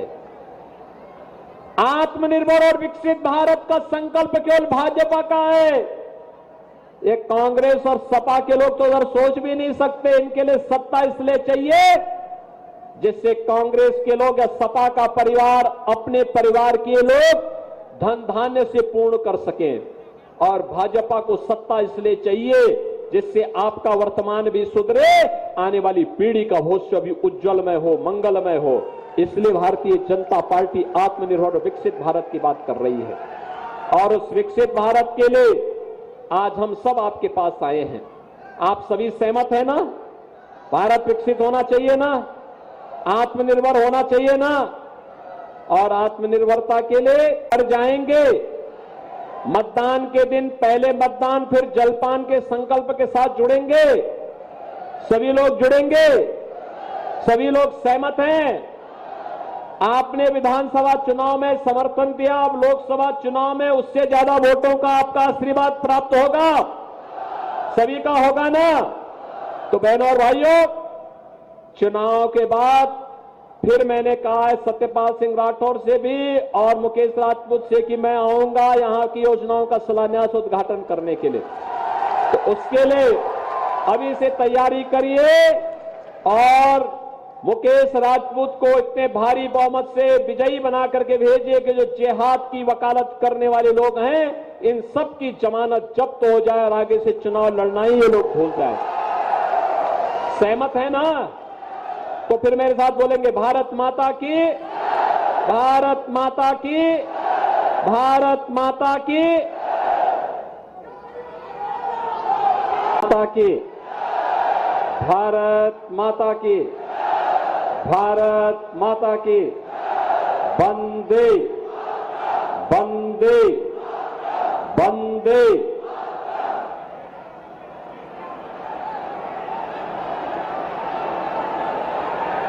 फर्रुखाबाद लोकसभा सीट से भारतीय जनता पार्टी के लोकप्रिय प्रत्याशी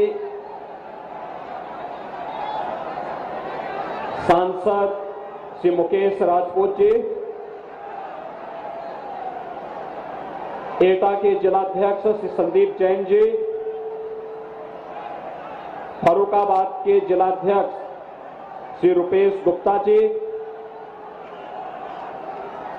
लोकप्रिय विधायक श्री सत्यपाल सिंह राठौर जी, हमारे फर्रुखाबाद संसदीय क्षेत्र से जुड़े हुए सभी मान्य विधायकगण, डॉक्टर सुरभि गंगवार जी, श्री सुशील साक्य जी, श्री नागेंद्र सिंह राठौर जी, जिला पंचायत अध्यक्ष फर्रुखाबाद श्रीमती मोनिका यादव जी, चेयरमैन अलीगंज श्री सुजीत गुप्ता जी, विधानसभा के प्रभारी सुबोध यादव जी, लोकसभा के प्रभारी अजय धाकरे जी, जिला प्रभारी शिव महेश दुबे जी, लोकसभा संयोजक दिनेश कटियार जी, सह संयोजक डॉक्टर सर्वेश कठेरिया जी, भारतीय जनता पार्टी के सभी पदाधिकारीगण, भारी संख्या में आज अपना आशीर्वाद प्रदान करने के लिए उपस्थित फर्रुखाबाद लोकसभा क्षेत्र से जुड़े हुए समेत मेरे उपस्थित बहनों और भाइयों, मैं सबसे पहले इस पावन धरा को, जिसे मां गंगा, जिस क्षेत्र का अभिषेक स्वयं करती हो, इस पावन धरा को नमन करते हुए इतनी भारी धूप के साथ ही कल ही एटा में लोकसभा का चुनाव एटा संसदीय क्षेत्र का हुआ है।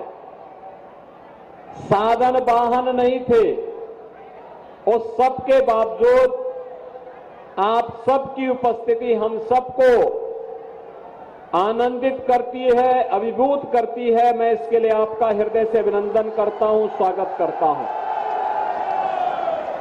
बहनों और भाइयों, मुझे देर इसीलिए हुई, मैं सोच रहा था कि एटा में तो कल लोकसभा का चुनाव हुआ है और अगल बगल चुनाव था, तो स्वाभाविक रूप से आपकी भी व्यस्तता रही होगी, साधन लगे होंगे, वाहन चुनाव में लगे होंगे, तो हमारी चुनावी सभा में कौन और कैसे आएगा। लेकिन मुझे अभी यहां पर बताया गया है, श्री सत्यपाल सिंह राठौर जी के द्वारा बताया गया कि लोग अपने साधन से, अपने वाहन से, किसी प्रकार से ट्रॉली ट्रैक्टर से बैठ करके और लंबी दूरी तय करके यहां पर आए हैं। ये लोकतंत्र के प्रति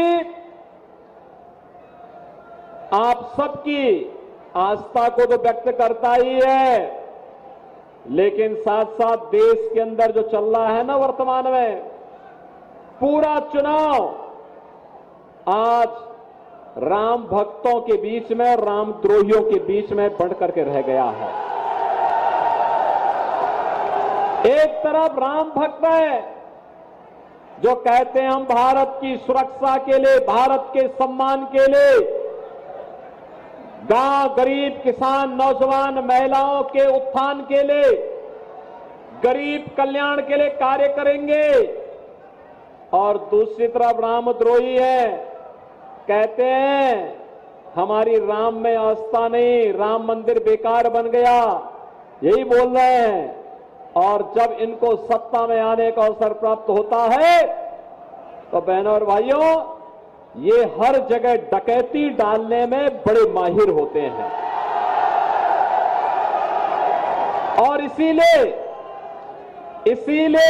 ये रामद्रोही बातों से नहीं मानते हैं, और इसीलिए हमने इसके लिए एक नया आविष्कार किया है, और वह आविष्कार आपके सामने खड़ा है।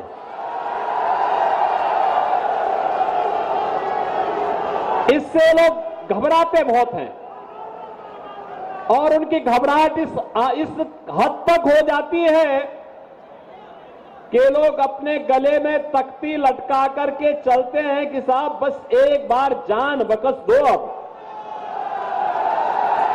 आप सोचो, जो लोग सत्ता में आने पर किसानों को, व्यापारियों को, बेटियों को, नौजवानों के जीवन के साथ खिलवाड़ करते थे, उनकी सुरक्षा के लिए खतरे बने हुए थे, आज उनकी हालत देखते होंगे। जो पहले गरीबों की जमीनों पर कब्जा करते थे, व्यापारियों से रंगदारी वसूली करते थे, बेटी की सुरक्षा के लिए खतरा बने हुए थे, आज जब उनके गले में तख्ती देख करके जान की भीख मांगते हुए आप देखते होंगे तो आपको भी खुशी होती होगी ना? होती है कि नहीं होती है? और बहनों और भाइयों, ये सुरक्षा की गारंटी केवल भाजपा दे सकती है। भाजपा, ये भाजपा दे सकती है। कांग्रेस और समाजवादी पार्टी का गठबंधन सुरक्षा पर सेंध लगाने वाला गठबंधन है। हर व्यक्ति की जेब को में डकैती डालने वाला गठबंधन है। देश के अंदर आतंकवाद और नक्सलवाद को भड़काने वाला गठबंधन है। यह गठबंधन तो राम मंदिर का विरोध करने वाला गठबंधन है। बहनों और भाइयों, प्रोफेसर राम गोपाल यादव को राम मंदिर कैसे अच्छा लग पाएगा, क्योंकि ये लोग तो आतंकवादियों को छुड़ाते हैं जेल से। देखा होगा आपने समाजवादी पार्टी की सरकार के समय, जिन आतंकवादियों ने अयोध्या में राम जन्मभूमि पर आतंकी हमला किया था, जिन आतंकवादियों ने संकट मोचन मंदिर काशी पर हमला किया था, जिन आतंकवादियों ने, बहनों और भाइयों, जिन आतंकवादियों ने लखनऊ, अयोध्या और वाराणसी की कचहरियों पर हमला किया था, और जिन आतंकवादियों ने रामपुर के सीआरपीएफ कैंप पर हमला किया था, ये सभी हमले समाजवादी पार्टी की 2004 से लेकर 2007 तक की सरकार के समय हुए थे। और बहनों और भाइयों, जब यही सरकार फिर से 12 में आती है तो तत्कालीन मुख्यमंत्री ने सबसे पहले अगर कोई आदेश किया तो आदेश किया था आतंकवादियों के मुकदमों को वापस लेने का। उनको प्रदेश की सुरक्षा की चिंता नहीं थी, देश के सम्मान की चिंता नहीं थी, नौजवानों के भविष्य की चिंता नहीं थी, बेटी और व्यापारी की चिंता नहीं थी, उनको तो आतंकवादियों की चिंता थी, आतंकवादियों को। बहनों और भाइयों, ये देश की सुरक्षा पर सेंध लगाने वाले लोगों को क्या देश के अंदर शासन करने का अधिकार होना चाहिए? क्या इन्हें सत्ता में आने का अधिकार होना चाहिए? क्या भारत के अंदर जो राम का विरोध करे, राम मंदिर का विरोध करे, बहनों और भाइयों, उन्हें वोट देने का तो पाप लगेगा ही लगेगा, लेकिन कोई व्यक्ति उन्हें वोट देता भी है तो बहनों और भाइयों, वो अपना इस लोक को तो खराब कर ही रहा है, परलोक को भी खराब कर देगा। और इसीलिए कल जब चुनाव के 3, ये जो सेफई परिवार चुनाव लड़ रहा है ना, 3 सीटों के परिणाम तो कल ही आ गए हैं। तीनों में वे हारेंगे और 13 को कन्नौज का नंबर भी आने वाला है, और फिर उसके बाद 25 को आजमगढ़ का नंबर भी आ जाएगा। ये सब कमल का फूल सब जगह खिलने वाला है, सब जगह कमल ही कमल खिलेगा, क्योंकि अब तो लोगों को विकास और सुरक्षा पर विश्वास हुआ है। बहनों और भाइयों, अब तो मैं इस बात को मान सकता हूं ना कि एटा में किसी गरीब की जमीन पर अब तो कब्जा नहीं होता होगा। गरीबों की जमीनों पर और ग्राम पंचायत की जमीन पर अब कोई ईंट का भट्टा नहीं खोल सकता है ना। अब तो विश्वास हो गया है ना। और इसीलिए आया हूं बहनों भाइयों आपसे कहने के लिए, ये जो परिवर्तन हुआ है ये यूपी में, ये समाजवादी पार्टी की सरकार थी बहनों और भाइयों, आपने देखा होगा कर्फ्यू लगता था, दंगे होते थे। आज दंगा नहीं है यूपी में, कर्फ्यू भी समाप्त हो गया है। अब तो आपने देखा होगा जो समाजवादी पार्टी और कांग्रेस के लोग पहले कावड़ यात्रा को रोकते थे, हमने कावड़ यात्रा को धूम धड़ाके के साथ चलाने की अनुमति दे दी है। और यह भी कहा है कि कावड़ यात्रा चलेगी ही नहीं बल्कि उसमें पुष्प वर्षा भी हेलीकॉप्टर से होना चाहिए। बहनों और भाइयों, आज मैं इसीलिए जब आपके यहां आया तो मैं उसी हेलीकॉप्टर को लेकर आया जो आप पे पुष्प वर्षा करता है कावड़ यात्रा में। और मैं आपसे ये कहने के लिए आया हूं, आज विरासत भी है और विकास भी है। अयोध्या में राम मंदिर का निर्माण हो, सोरो धाम का पुनरुद्धार हो, संकिसा के बारे में किया जाने वाला विकास का कार्य हो, या काशी विश्वनाथ धाम का निर्माण, या मां विंध्यवासिनी धाम, या सुख तीर्थ या नेमिष तीर्थ के विकास का कार्य, ये विकास के कार्य विरासत को सम्मान देने का कार्य है। क्योंकि मोदी जी ने कहा है गुलामी के अंशों को समाप्त करेंगे और विरासत का सम्मान करेंगे। ये विरासत यही है कि हम अपने धामों को, अपने तीर्थों को, अपने आराध्य देवों के पवित्र स्थलों को, अपने महापुरुषों से जुड़े हुए स्थलों का पुनरुद्धार करेंगे, उनका सुंदरीकरण करेंगे। और विकास वही है जो हाईवे के रूप में, रेलवे के रूप में, मेट्रो के रूप में, one district one medical college के रूप में, IIT, IIM, AIIMS, NIT, triple IT या वर्ल्ड क्लास यूनिवर्सिटी के रूप में, हर घर नल की योजना के रूप में जो आपको प्राप्त हो रहा है, ये विकास है। विकास के बारे में अभी मुकेश राजपूत भी बोल रहे थे और सत्यपाल सिंह राठौर भी कह रहे थे कि हमें 4 लेन से जुड़ना है। हमने कहा आपका काम हो गया, चिंता मत करिए, सब काम तो धड़ल्ले से होते हैं, इसकी चिंता नहीं करनी है। चिंता जनता जनार्दन की चिंता जनप्रतिनिधि करे और सुरक्षा और विकास की चिंता हम लोग लखनऊ और दिल्ली में बैठ करके कर लेंगे।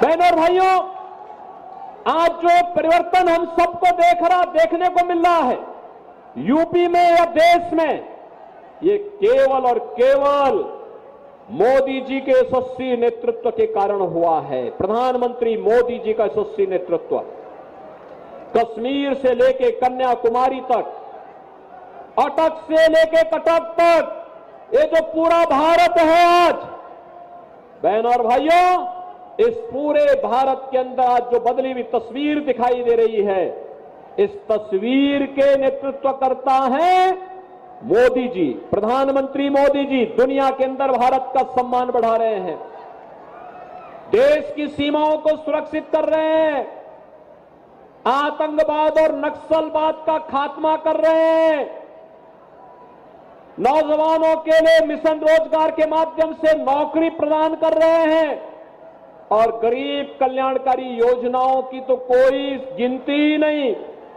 आप सोचो, अरे शर्म आनी चाहिए राम का विरोध करने वालों को, इनको पूछना चाहिए भगवान राम का समय, राम राज्य का समय है, और यहां पर समाजवादी पार्टी के प्रत्याशी वोट जिहाद की बात करते हैं। आप सोचो, भारत क्या शरीयत और जिहाद से चलेगा क्या?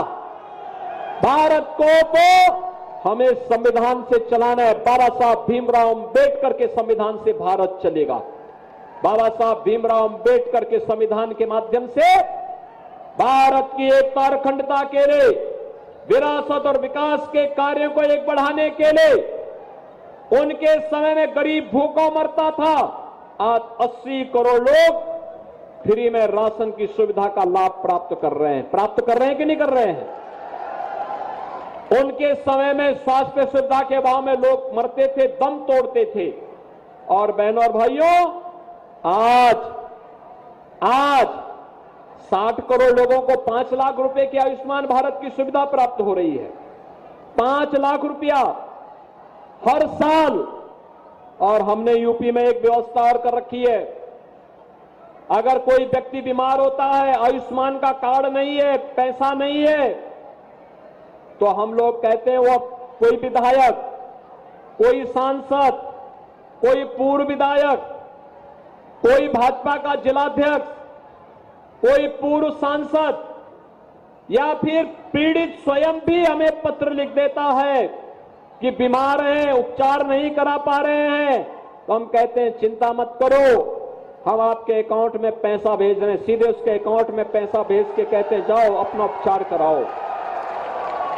बहनों और भाइयों, किसी अपने प्रदेश के नागरिक के साथ उसके सुख दुख में सहभागी बनना, ये तो हमारे जीवन का ध्येय है और ये हम मानते हैं कि हमारा सौभाग्य है कि हमें उसकी सेवा करने का अवसर प्राप्त हुआ है, क्योंकि उसका एक ऋण है हम पर कि उसने इस सरकार को बनाने में अपना आशीर्वाद दिया है, तो वह ऋण चुकता करने का काम उसके अकाउंट में पैसा भेज करके हम करते हैं कि नहीं, आप अपना उपचार कराइए, चिंता सरकार करेगी। बहनों और भाइयों, इस समाजवादी पार्टी की सरकार के समय एक गरीबों के लिए जितना पैसा आता था, ये जितने महाभारत के रिश्ते इनके परिवार में है, कोई काका है, कोई भतीजा है, कोई और भी मामा है, कोई कुछ और भी है, तमाम रिश्ते हैं, सभी जो रिश्ते इसमें चुनाव भी लड़ रहे हैं, ये सभी हड़प जाते थे। नौकरी आती थी, कोई चाचा कहीं निकल रहा है, कोई भतीजा कहीं झोला लेके निकल रहा है और नौजवानों की नौकरी को ही हड़प जाते थे। और तो बहनों और भाइयों, जनता जनार्दन ने 2014 में मोदी जी को चुना और 2017 में मोदी जी के आह्वान पर उत्तर प्रदेश के अंदर भारतीय जनता पार्टी की सरकार लेकर के आए और आज हम लोगों ने संकल्प लिया कि नौजवान की नौकरी पे सेंध लगाने वाला जेल जाएगा और उसकी संपत्ति को हम लोग वापस लेकर के उसको गरीबों में बांटने का काम करेंगे। इस समाजवादी पार्टी की पीड़ा क्या है? बहनों और भाइयों, इसकी पीड़ा, सबसे ज्यादा पीड़ा इनकी तो ये है कि जो इनके गले के हार थे, उन माफियाओं के खिलाफ कार्रवाई क्यों हो रही है? क्योंकि ये लोग व्यापारियों को प्रताड़ित करते थे, ये लोग नौजवानों के भविष्य के साथ खिलवाड़ करते थे, ये लोग किसानों की रकम को हड़प जाते थे, ये बेटी की सुरक्षा पे सेंध लगाते थे। और आज आपने देखा होगा समाजवादी पार्टी की सरकार के समय इलाहाबाद के विधायक राजू पाल की किस निर्ममता के साथ हत्या हुई थी और हत्यारों को इस सपा की सरकार बचाने का कार्य कर रही थी। कैसे सर्वदेव कल्याण सिंह जी की मृत्यु हुई, समाजवादी पार्टी ने एक भी शब्द संवेदना के व्यक्त नहीं किए। और बहनों और भाइयों, एक तरफ राम भक्त पूर्व मुख्यमंत्री कल्याण सिंह की मृत्यु पर समाजवादी पार्टी संवेदना व्यक्त नहीं करती है, वहीं अभी आपने देखा होगा एक माफिया मरा था, उस माफिया के घर में घड़ियाली आंसू बहाने के लिए समाजवादी पार्टी के नेता गए हुए थे। ये माफिया समर्थक है, ये माफियाओं की पैरवी करते हैं, वे माफिया जो गरीबों का खून चूसते हैं, उन माफियाओं को ये लोग पैरवी करते हैं, तो इनसे सुरक्षा की उम्मीद करते हैं आप। इसलिए बहनों और भाइयों, मैं आप सबसे अपील करने के लिए आया हूं, ये गरीब कल्याण हो या विकास, सुरक्षा हो या सम्मान, विरासत हो या विकास, ये केवल और केवल भाजपा कर सकती है। और इसलिए भारतीय जनता पार्टी आपके पास आई है। पूरे देश के अंदर मोदी जी के नेतृत्व में एक ही लहर है और वह है कि फिर एक बार मोदी सरकार का। बहनों और भाइयों, मोदी सरकार के लिए आप सबको मुकेश राजपूत बनना पड़ेगा 13 मई तक। सहमत है? बनेंगे? सबको बनना पड़ेगा। मोदी जी का और योगी जी का प्रतिनिधि बनना पड़ेगा। घर घर जाना पड़ेगा और घर घर जाकर के लोगों को हमारी अपील सुनानी पड़ेगी कि देश के विकास का चुनाव है। ये चुनाव केवल चुनाव नहीं है बहनों और भाइयों, ये केवल सत्ता प्राप्त करने के लिए नहीं है। भारत को विकसित भारत के रूप में स्थापित करने का, आत्मनिर्भर भारत के रूप में स्थापित करने का चुनाव है। आत्मनिर्भर और विकसित भारत का संकल्प केवल भाजपा का है।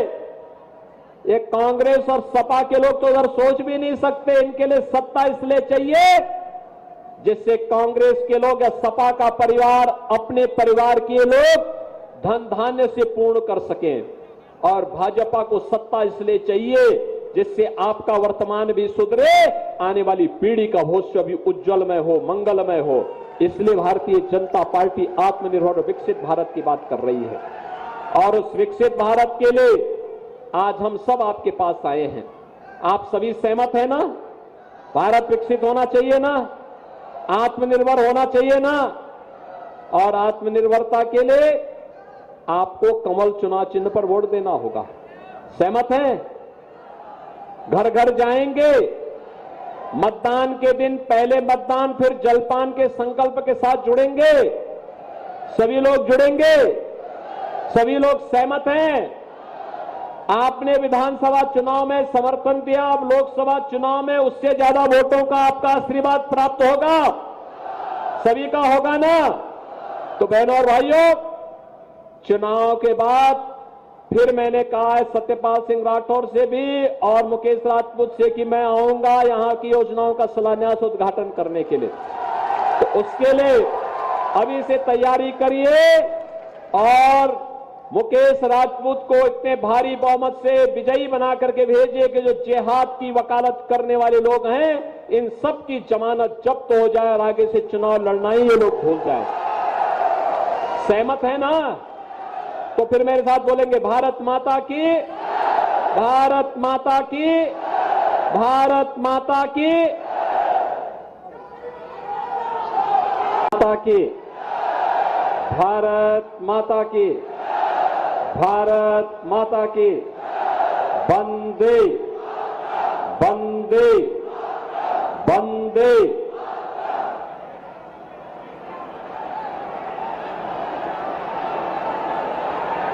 फर्रुखाबाद लोकसभा सीट से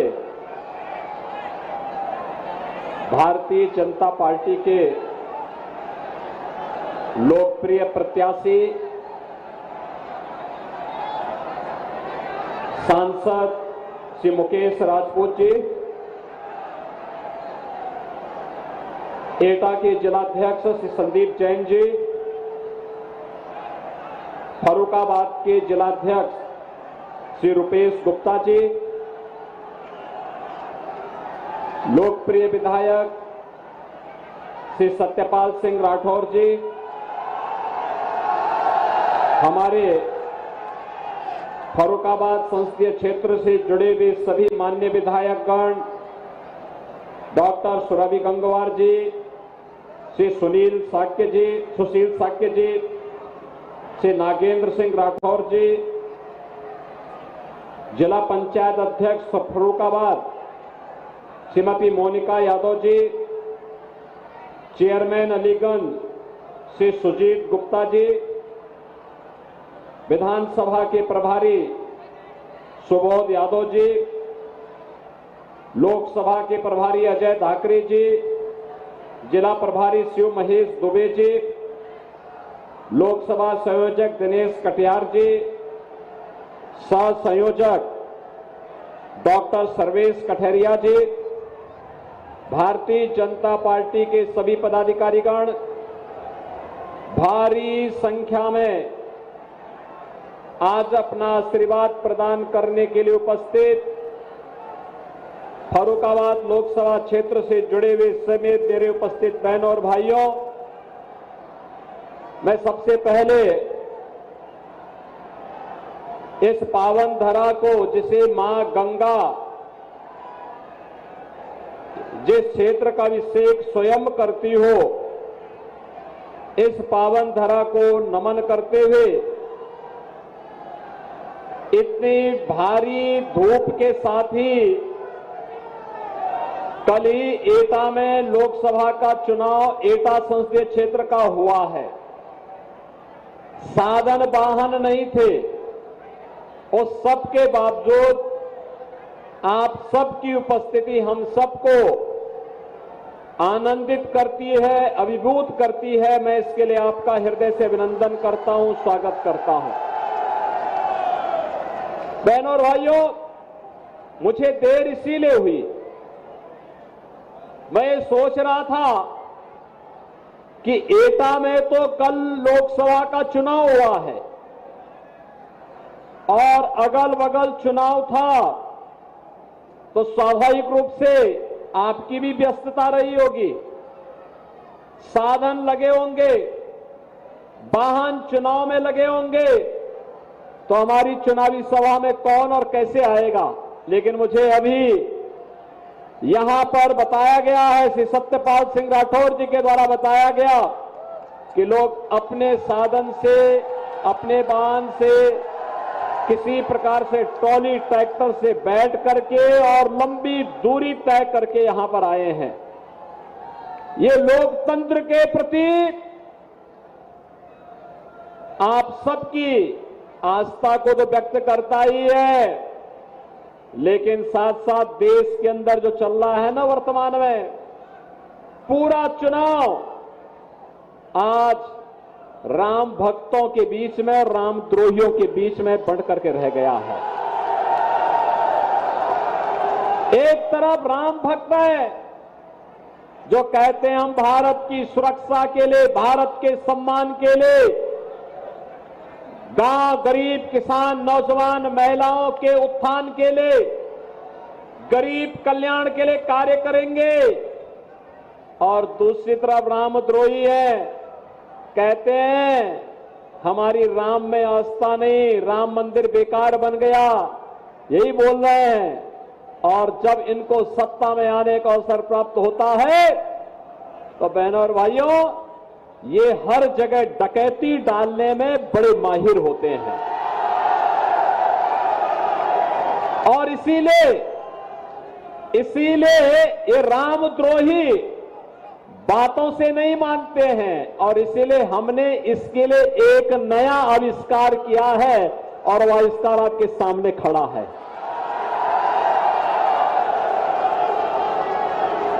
इससे लोग घबराते बहुत हैं, और उनकी घबराहट इस हद तक हो जाती है कि लोग अपने गले में तख्ती लटका करके चलते हैं कि साहब बस एक बार जान बकस दो। अब आप सोचो, जो लोग सत्ता में आने पर किसानों को, व्यापारियों को, बेटियों को, नौजवानों के जीवन के साथ खिलवाड़ करते थे, उनकी सुरक्षा के लिए खतरे बने हुए थे, आज उनकी हालत देखते होंगे। जो पहले गरीबों की जमीनों पर कब्जा करते थे, व्यापारियों से रंगदारी वसूली करते थे, बेटी की सुरक्षा के लिए खतरा बने हुए थे, आज जब उनके गले में तख्ती देख करके जान की भीख मांगते हुए आप देखते होंगे तो आपको भी खुशी होती होगी।